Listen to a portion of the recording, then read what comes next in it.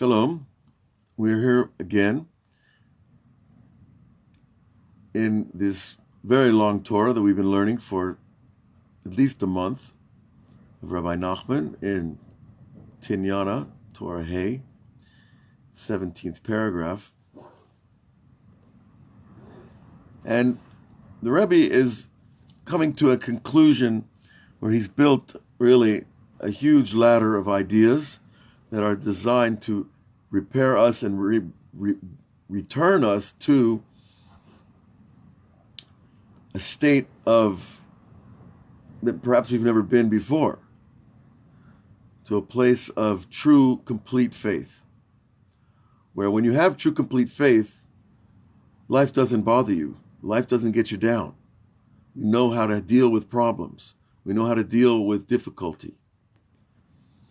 But today we're going to speak, the Rebbe begins with some basic ideas that we've already had, and we're going to focus on this idea of converts, non-Jewish people, who come closer to the one God, and how this system works.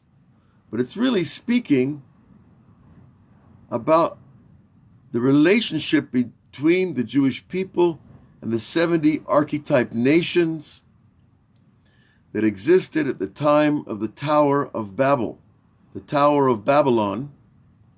There were 70 archetype nations. And they all spoke, we are told, a form of ancient Hebrew. And this is before the nations were scattered over the world. Now, there are many metaphors that deal with the Jewish relationship to non-Jews.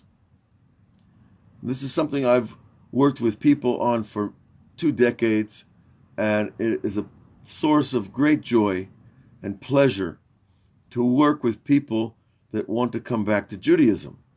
Of course, that includes not Jewish people who were raised without any type of Torah religion, without any real central Judaism.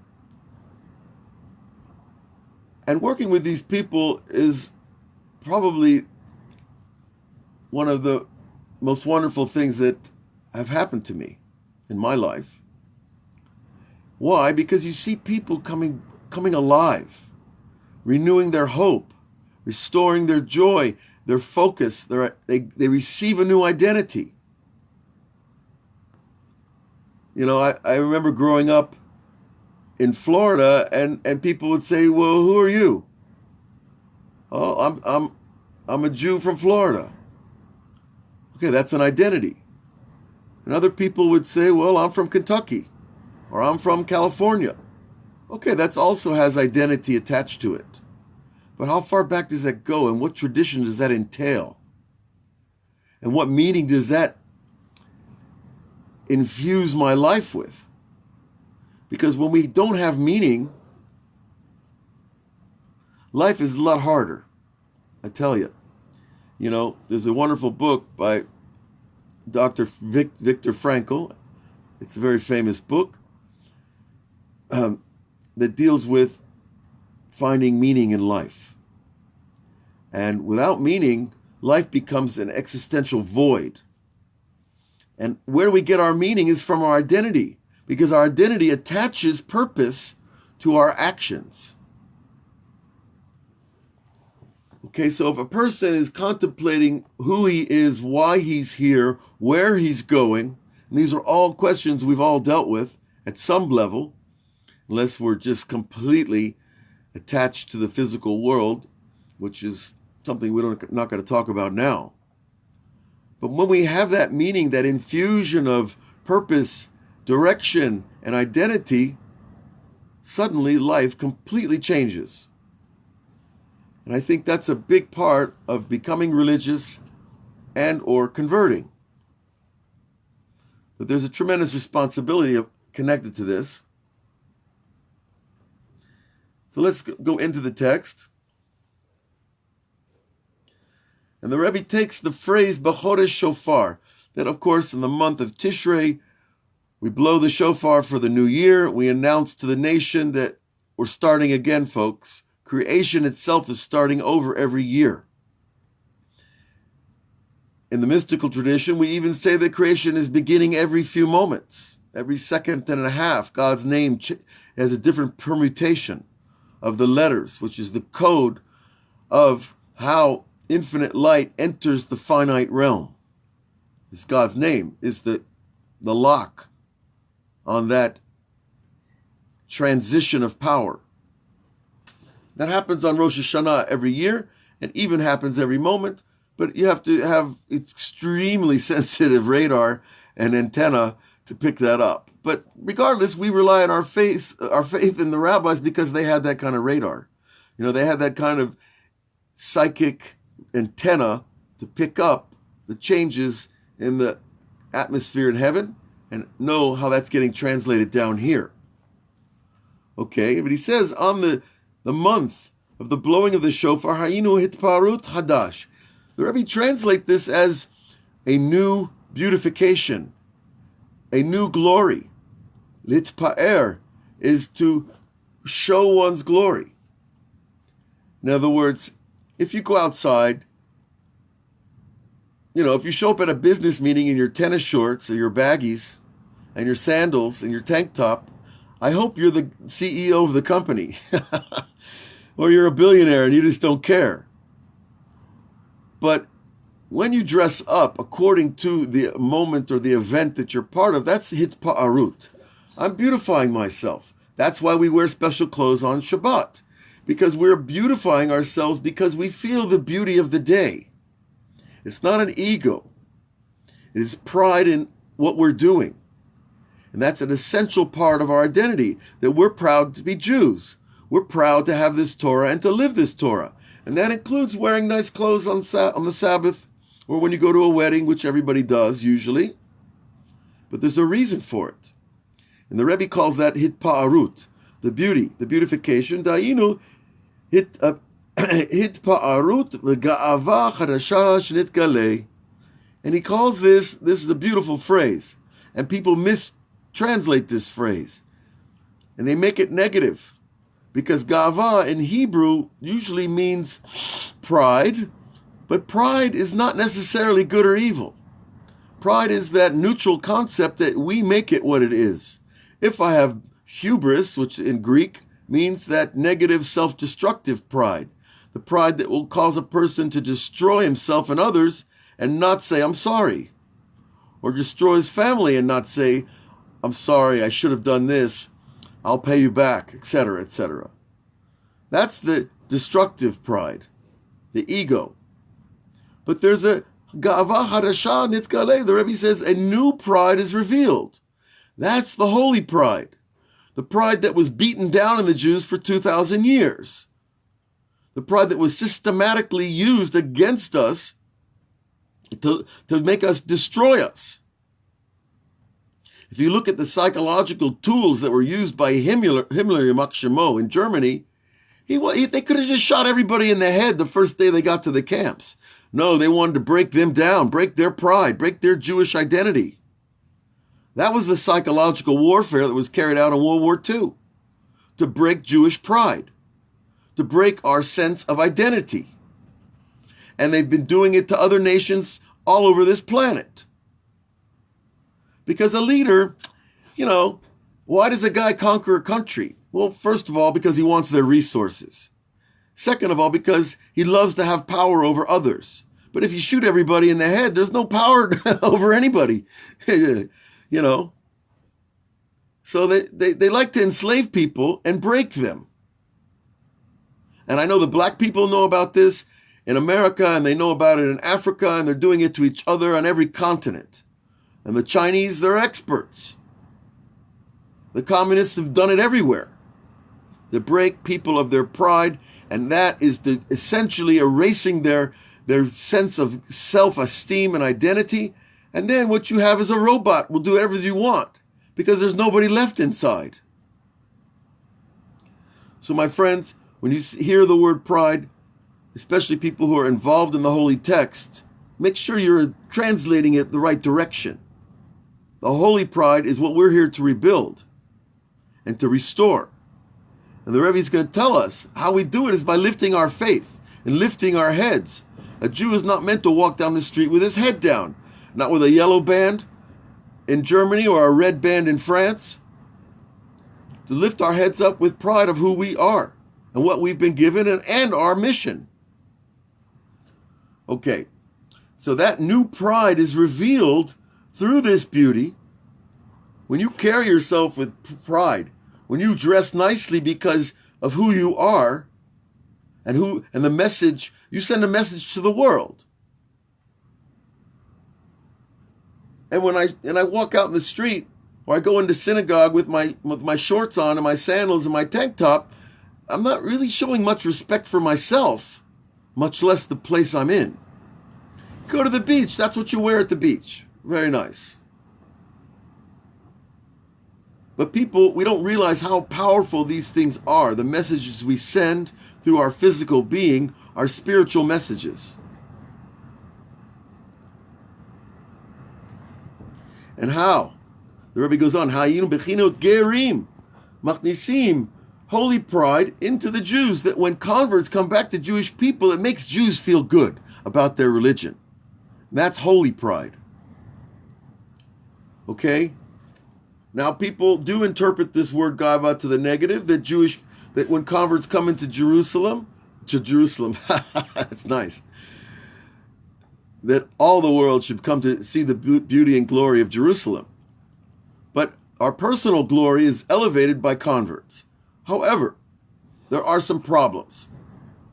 And this is extremely deep mysticism, and hold on before you pass judgment. The rabbis say that when the converts come to the Jewish people, there is a problem, a very big problem, because the convert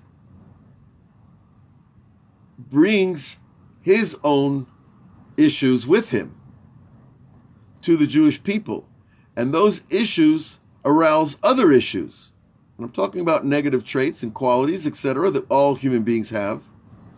So those negative qualities are compared to a blemish, if you will, because the Jewish people are still trying to deal with our problems and our traits that need to be fixed. And then when the convert comes, he brings his. So that has to be dealt with. They're now absorbed into the Jewish people, but we have to work on these things together.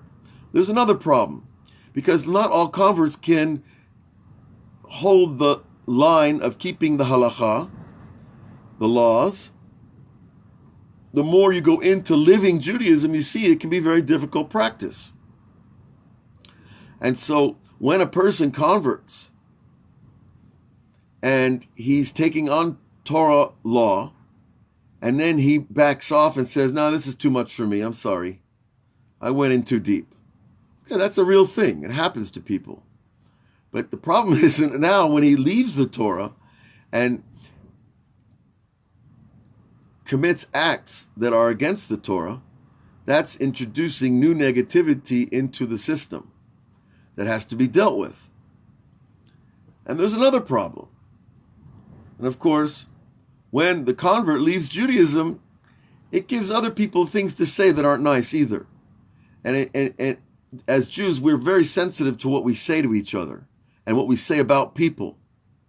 There are tremendous laws, a body of laws about what we can say and not say about people. And when people leave the religion after coming to it, it puts a bad taste in people's mouths, and they say things they shouldn't say. So this is just some ideas that we have to remember in a general context. But individually, when a convert, when a non-Jew comes to Judaism, it should enhance our pride in our religion and in the laws and the teachings that have been passed down for thousands of years, to teach us that these things are really powerful and empowering. And that's what they're supposed to do.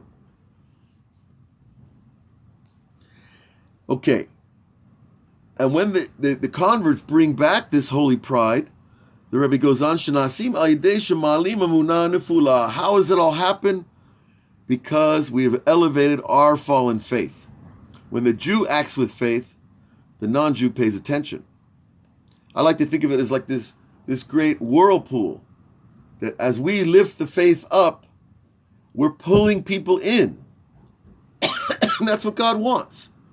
He doesn't want everybody to remain in darkness, to believe in 57 different gods, to serve them all in the wrong ways. There is no right way to serve all those gods. But I think you know what I mean, because if you study the ancient practices of idol worship, you'll see that it wasn't a pretty scene inside those temples. It was actually disgusting and depraved and degrading. Okay. But what happens? When we elevate this faith and we draw in converts, then we reach a new level on the ladder. Bekesed Yom Hagenu, we've blown the shofar on the day of the covering of the moon of our festival, because Rosh Hashanah, there is no new moon. Tonight, there's a new moon, a full moon. But Rosh Hashanah is the only festival where the moon is covered, because it's the beginning of the month. Okay. But this idea of the day of our festival, Bekesed, this day is the idea of the tefillin, the mechaseh moach, that these tefillin up here are like ki'ilu covering my brain with a positive force field of the holy letters and names of God. Okay? So that's a protective thing. And it chiefly to protect me from my lower self, not from everybody else out there. Right? From the thoughts that I don't want to have, that I want to remove from my brain forever. So the tefillin is that force field that goes inside and outside. Okay? Now listen to what he says. Amazing. Ki hagava, this holy pride, naseh tefillin al yedei amaginei eretz. Having this holy pride creates this tefillin. And especially to those who we learned are called the maginei eretz, the guards, the people that guard the nation. Now, it doesn't mean that they stand at the mall with their gun and check your bag, right? We're talking about people that are spiritually putting out enough power into the country to protect us. You know, we told a story last night on the Motzi Shabbat, Motzi Leil Seder, about Rav Kaduri, the gentleman in the picture behind my head. So one time Rav Kaduri was a very holy man in Jerusalem. He lived to be 106 years old. He was known as the elder Kabbalist of the generation. He was known for doing many wondrous things. And one time, he almost never left Jerusalem. Literally, he almost never left his house or the synagogue. But one time he told his driver, we're going on a trip. They got in the car and he drove all the way down to Eilat, which is at the bottom of Israel, along the Gulf. What is the Gulf called down there? The sea. It's not the Red Sea. The Red Sea's on the other side. Maybe some of you remember. I lost the name of that, of the body of water. The Gulf of Aqaba is on the other side. No? What's in the middle there? Anyways, he went down to the sea that faces the border with Egypt. He got out of his car on the beach. The Rav never goes to the beach. And he starts to pray, prays for a while. He gets back in his car, and he tells the driver, let's go back to Jerusalem. Now this happened while I was here in Israel. So it had to be within the last 25 years, 30 years. The Rav passed away, I think about 7 or 8 years ago. Nonetheless, after a while, the driver got enough gumption, enough, as we call it, holy chutzpah, to ask him, Rabbi, why did we come all the way down to Eilat for you to pray a few minutes? And now we're going back to Jerusalem. It's a 3-hour drive. So the Rav said, the Rav chuckled his classic little laugh, and he said, there's going to be an earthquake in Egypt, and it wants to move up into Israel. And I came here to pray to stop the earthquake. Now, when a person gives you that kind of answer, you probably think they're crazy, right? You stopped an earthquake from spreading in from one body of land to another. But God forbid we should accuse such a person who's dedicated his life to holiness and goodness of being crazy. But rather, the answer is we don't understand the power of holiness and the power of human prayer. And the truth was, within a few days, an earthquake did happen in Egypt, and it destroyed a lot. If some of you have some kind of timeline online, you could probably find out which earthquake that was in Egypt, and it stopped at the border of Eretz Yisrael. That's what the Rebbe means by Maginei Eretz. Maginei Eretz are the people who guard the nation because of their spirituality and their holiness.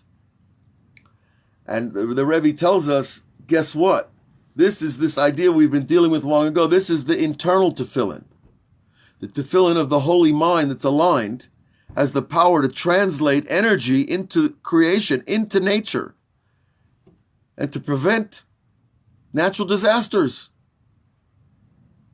These are the Maginei Eretz, and they are getting their power from all of us lifting up our faith. Their faith is already fixed, believe me. They don't get angry when there's no sugar for the coffee. They don't get angry when they lose their shampoo in the mikveh. Their faith is full. When a person's faith is complete, nothing makes him angry because he understands that everything is laden with information and teaching from God. You don't get angry when you know that. But nonetheless, you gotta, we might have to be 106 before we get there, but it's okay. We're willing to try. That's the main thing. We're on the road and we're in the right direction. Okay. So this idea of tefillin is that part of the internal and external tefillin as fixing all. This is what he says, Shehem mitaknim malim pagam gava, that they elevate the idea of broken pride, the ego pride, the pride that we are not, we shouldn't be too proud of, right? But the real pride, the elevation of pride is a wonderful thing because it fixes all these other aspects that we have to live with every day. Why don't I lift my head up when I go to synagogue? Why don't I feel good when I enter a room of non-Jews? Why don't I feel good to be myself amongst non-religious Jews? Here's my holy wife who makes everything possible. And I hope all of you believe that about your wives because it's the truth. And if you look at your single friends, I think you'll know what I mean. Right? This pride is something that is something to be cherished, and it's something to bring us closer to Hashem, and it's been beaten out of us for 2,000 years, folks, and it's time to get it back. And we get it back chiefly by the Torah, by keeping the Torah, by fixing the actions and the thoughts that we have to fix, and by learning and sharing these holy words with whoever seems to be the right person to hear. You have to have a little bit of wisdom to know who to say what to when. Okay, that's worth repeating. Who to say what to when. Because not everybody can hear anything all the time. Right? There's a time we don't speak words of Torah. There's a time where we don't speak because it's not our turn to speak, or because maybe somebody can't hear it. They're hurting. You don't tell somebody a Torah when they tell you that something terrible's happened. You say, really? Oh my God, what's happened? We don't start telling them, oh, well, I learned in the Torah, it says about this, about your problem. No, that's much later when they're able to hear it. And that takes wisdom, and that's part of the wisdom of tefillin too, this aligned mind where we have sensitivity to the world around us. And that sensitivity means God is sensitive to you and to your thoughts and feelings. And when he's sensitive to you, you're going to see him in your life, close up, personal, and miraculously. So I want to say goodbye now because it is the festival time and there's more joy out there in the world and the people around us. And I bless all of you to feel that, to sense that joy of the festival in your everyday. And even if you have to go to work, you come home from work, you still make a festive meal. You still come out and praise and sing and dance, listen to good music, learn Torah, and enjoy the gifts that we've been given. Because the gifts aren't given to us to oppress us. They're given to us to help us celebrate in a holy way. So God bless all of you, and hopefully we'll see you tomorrow. God bless. Hag Pesach, Modim B'Simcha. All the best. Bye.